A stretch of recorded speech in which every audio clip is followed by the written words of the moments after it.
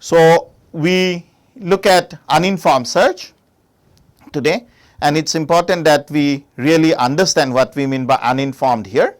Our uninformed search is also called blind search because of the very fact that it does not use any information about the likely direction of the goal nodes. We do not have any idea of the problem domain. So informed search, on the other hand, are also more popularly called the heuristic search, are informed search techniques in the sense that they use information about the domain to try usually head in the general direction of the goal. Informed search methods and uninformed search methods are distinctly different in only either use of no information or use of information about the domain. Few of the uninformed search methods are breadth first search, depth first search, depth limited search, uniform cost, depth first iterative deepening, and bidirectional search. We will look at few of them today. In informed search, we have hill climbing, best first, greedy search, beam search, A and A star, which we will look at in the next lecture. So uninformed search strategies, we do not have information from the problem domain, and that is how we order the nodes in open using some arbitrary screen. Today we will look at this 5 uninformed search techniques: breadth first, depth first, iterative deepening, uniform cost search, and bidirectional search. So what is breadth first search? Let's look at it in more closer terms by using a real graph here. So I have a graph with node A, B, C, D, E, F, G. So what I expand is the shallowest unexpanded node.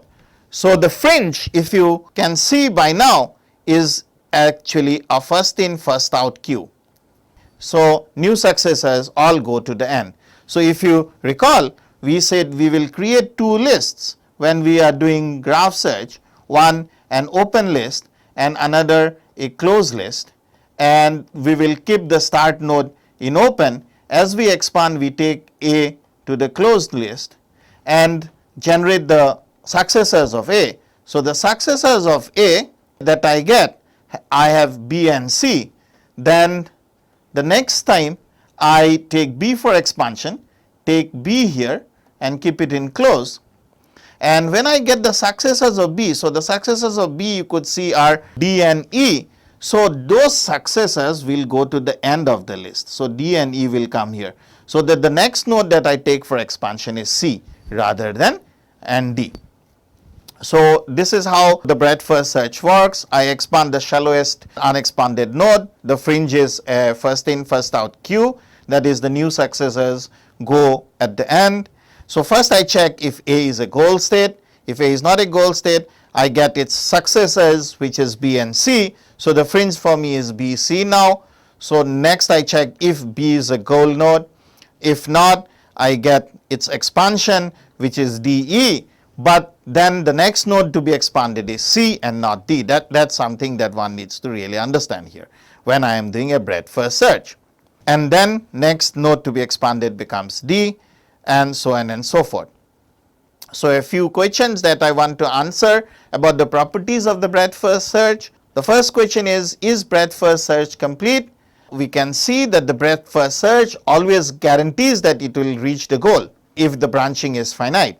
So if I have a state space search to be done starting at a given S to some given G, and I know that this is the state space within which I have all the configurations for those states, and then if branching is finite for this search, so at some point somewhere I will definitely arrive at G. Why would that happen? Intuitively is because I would be expanding everything at every level, and that will guarantee that no state is missed for a finite B, and therefore breadth first search is complete. The number of nodes that we will generate is at this level, L it is 1, and if I have B branching at this, it is B. At this level it will become B square, then B cubed. So I will have an order of B to the power D. This is the number of nodes we will generate. What about space complexity? Because of the very fact that the breadth first search generates every node at every level, it has to keep all the nodes in it that it had expanded. Okay, so keeps every node in the memory, either in fringe or on a path to the fringe, and therefore the order is of B to the power D. Whether breadth first search is optimal, now this depends. If we guarantee that deeper solutions are less optimal, that is, if step cost is 1, if we assume that every step it just costs 1 and there is no other cost involved, so then it would mean that if I have some solution which is deeper down there, and if I have a solution which is somewhere at a shallower node, I will get the shallower one first, and therefore every time I am guaranteed to get the minimum cost solution. So it is optimal. Next we will look at the depth first search. So you expand the deepest unexpanded node. That's what the clue is for depth first search. And if you have realized by this time, the fringe that I am talking of is last in first out queue. That is, you put successors at the front and those are what is expanded. So you first check if A is a goal node, or if not, you get the successors which are B and C and check if B is goal. If not, you expand that and you have D, E. But the point here that I want to make is D, E would be put in the front of the open list rather than at the end of the list in open. So I have D, I check if D is a goal state, and then I get its successor HI, so I put its successors HI in the front. So here is the queue. If you go back one slide there, I had D which I expanded, and D give me two successors which was H and I. H and I would come to the front of the list rather than to the back of the list. So I check and continue this search. Go on doing I and then go on doing everything till I expand at every level. So the questions of properties of depth first search: is depth first search complete? You could see from these explanations that a depth first search is not complete, because what can happen is that if I have infinite depth space and I could be stuck in an LA, I could go on expanding down there our line and nowhere on this line a solution would exist. So first important realization, depth first search is not complete. What about the time complexity of depth first search? If I have M which is the maximum depth and B being the branching factor, then the number of nodes that I need to do is B to the power M. Terrible if M is much larger than D, but if solutions are dense, maybe much faster than breadth first search. But if I have a huge M, then it would be terrible time complexity.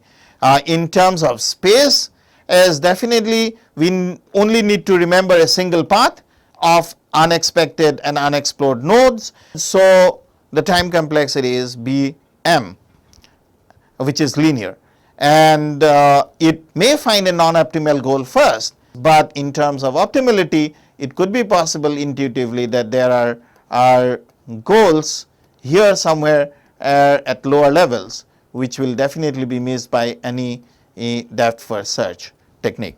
So it is not an optimal search technique. Next we come to a modification of depth first search, which is depth limited search.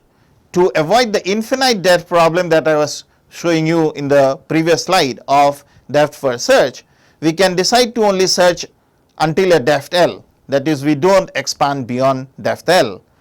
But then what will happen is that if we keep that limit L, we may have a goal which lies just little well beyond L, and we will never be able to find this goal. So a better idea would be that what if I keep on changing L and iteratively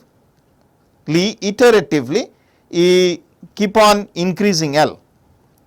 So this is the idea of the next search technique that we will discuss, called the iterative deepening search. So iterative deepening search, I looked at level 0 first, then I look at level 1 for the goal, then level 2, level 3, so on and so forth. So the idea of iterative deepening is, let me repeat it. So I start with level 1, then I go to level 2, level 3, level 4. So the idea is that I take this level, I did not find things here, so I thought of doing a little bit more deeper level. I did not find things there, I may think of going even down. I did not find things there, I may think of going even down. So this is what is iterative deepening search, where I increase the depth bond at every iteration. So properties of iterative deepening, very quickly, it is complete. The order of time complexity is O b to the power d, space is O b d, and it is optimal if step cost is 1 or increasing function of depth. Next, we concentrate on something called the uniform cost search. If you remember, breadth first is optimal, but this is optimal if step cost is if only optimal if step cost is increasing with depth, that is, it remains constant. Can we guarantee optimally for any step cost? For that, we look at something called the uniform cost search. We expand node with the smallest path cost. So here is a small graph. This is a graph to find a path from S to G. So here is my start and here is my goal. So first, when I expand S, I have then its successors A, B and C. But the question is, which one do I expand next?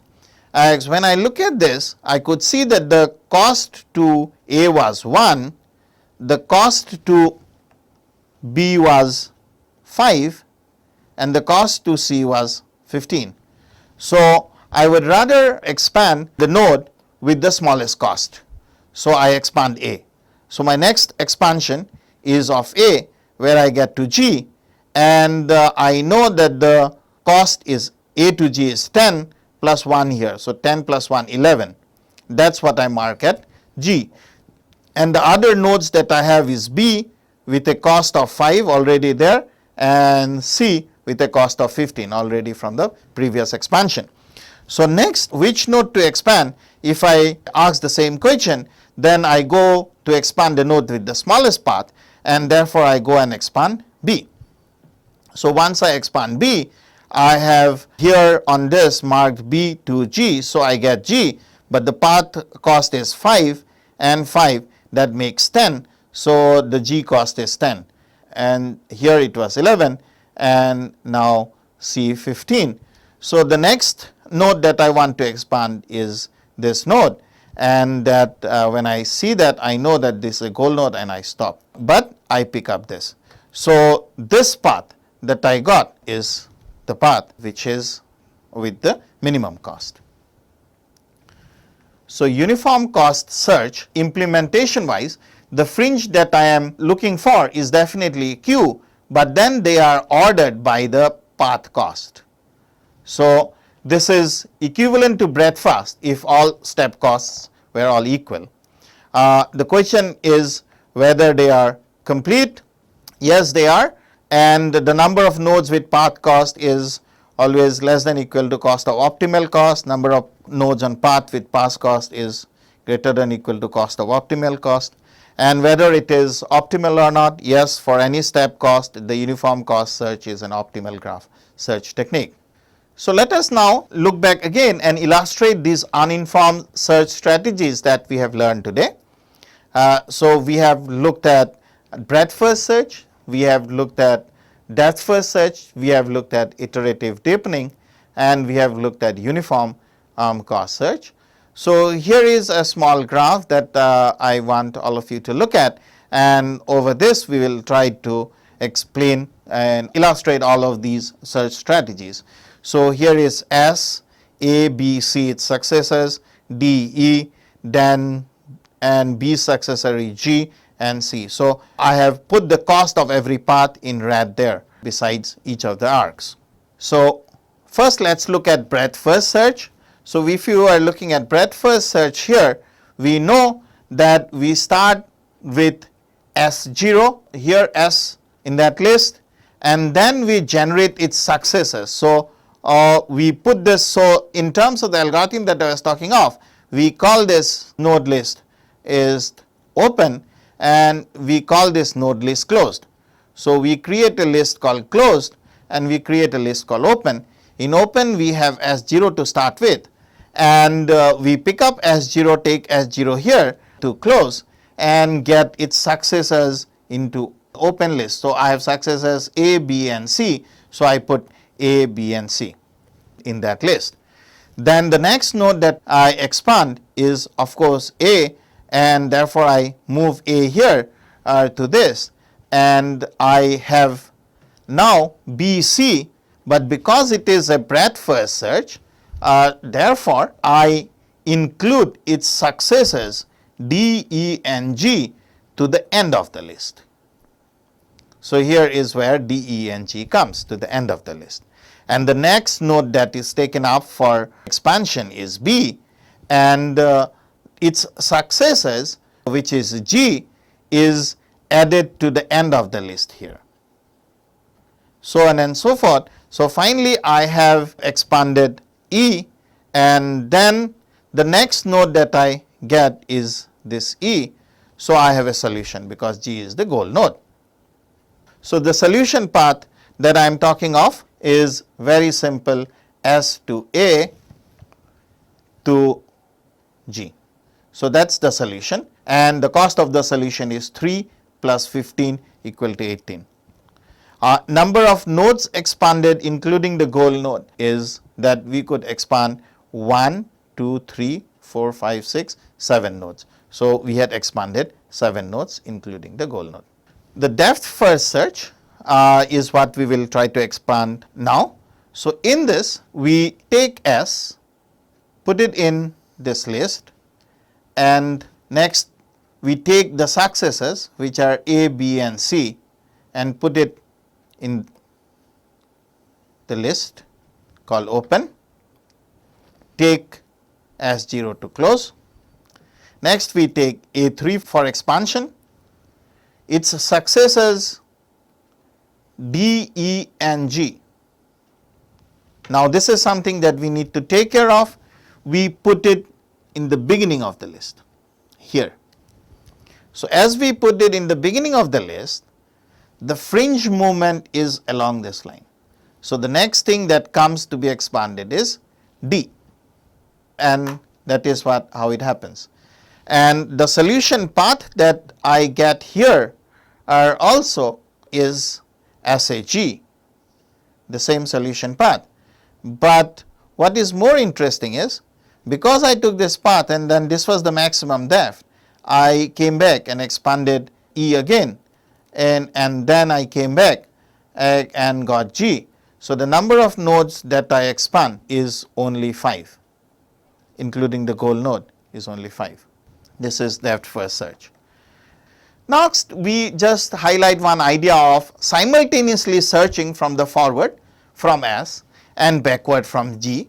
So stop when both meet. So we have a node S here and we have a G here. We are looking for a solution from S to G. So you keep on expanding and looking for a fringe. So the fringe keeps on coming here, and from G you keep on going in this side, and we stop when these two fringes come and meet.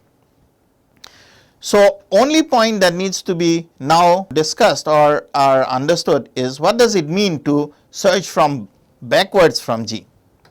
It basically means that we need to specify the predecessors of G. At times this could be difficult, like in chess, what is the predecessor of checkmate? What if there are multiple goal states? There is a problem. And what if there is only one goal test, no explicit list? So what do I do? So basically a bidirectional search is an alternate searching from the start state towards the goal and from the goal towards the start. You stop when the frontiers intersect. Works well only when there are unique start and goal states. requires the ability to generate predecessor states. That's something very important, and can sometimes lead to finding a solution more quickly. Here are the time and space complexities.